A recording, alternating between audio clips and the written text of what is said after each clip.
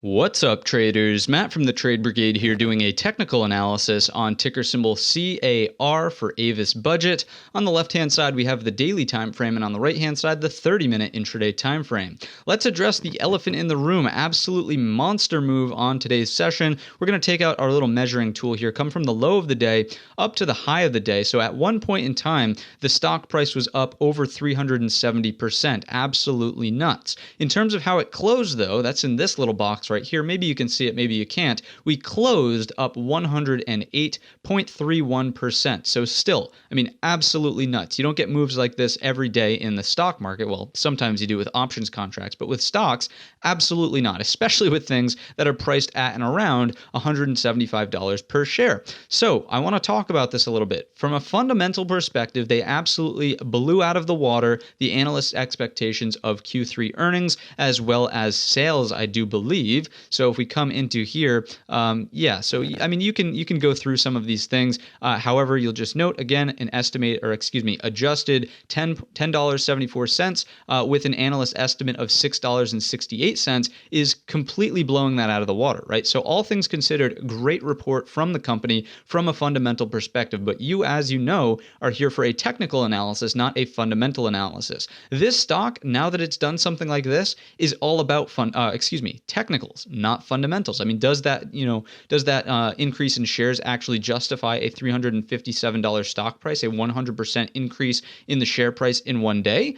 I would start to argue not really. I mean, certainly some upward activity is justified based on such a beat like that. But again, something like this, I'm not entirely sure, which brings me to my next point, which is the Elon Musk effect, so to speak. Obviously, with the whole deal with Hertz, Avis being in the rental business as well. Not sure if there's a direct correlation. However, anything Elon Musk seems to touch these days does turn to gold. So we're going to, apply that logic here to CAR. In terms of tradable levels, I mean, obviously, there's nothing to look at as horizontal levels on the yearly time frame chart. I mean, just absolutely straight shot, quote unquote, use this term sarcastically, to the moon, right? So we'll come in with our Fibonacci's from the low of the day here on today's session to the high of the day. Basically look at the entire range through the lens of the fibs. I want you to remember our zones, okay? So this is zone number 1 up here. This is zone number 2 in between the 38.2 and the 61.8. And this is zone number 3 down below in here. Where did we spend more of our time during this day after the consolidation kind of happened?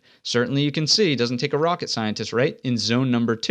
What does zone number 2 typically indicate? Well, you're likely in store for sideways balancing activity. So a directional move, therefore, would kind of be produced if we take out 400 to the upside, likely coming back to the highs, or if we take out the 61.8 to the downside, likely going back down to the lows. Note that there's not a whole lot of candle structure in this entire chart. If I were to do something like this and actually drop this to a 5-minute chart, what you'll notice is that on the way up, the move looks fairly choppy. Let me remove those fibs just for clarity for a second. The move looks fairly choppy, right? This is fairly smooth, halts here. This is fairly smooth, halts here. This is fairly smooth. This is also fairly smooth, halts here.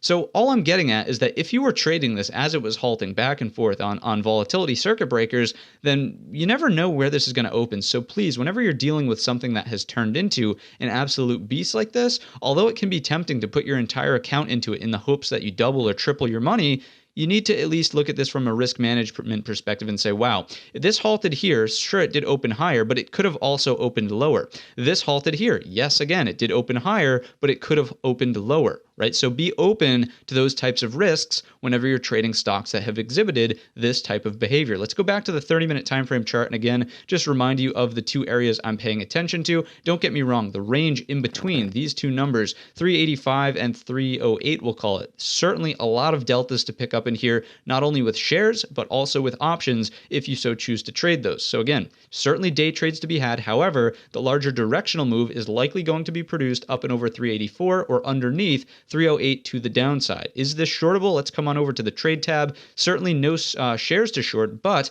if you look at the put side of the option chain, I mean, obviously things are skewed here where the volume is at, but you can see some of these strikes as they were likely at the money, they did have some volume, okay? Obviously these ones less traded. However, maybe tomorrow's session, if there's any sort of pullback, starts to print some volume at and around some of these strike prices. So yes, it is technically shortable. And again, you have the two levels, which I'll really be paying attention to for a more directional move to be produced. That's really going to wrap up the video. If you enjoyed it or learned anything new, let me know in the comments section or by giving the video a thumbs up. Don't forget our main channel is linked in the description. And all of that being said, I wish you a green trading week.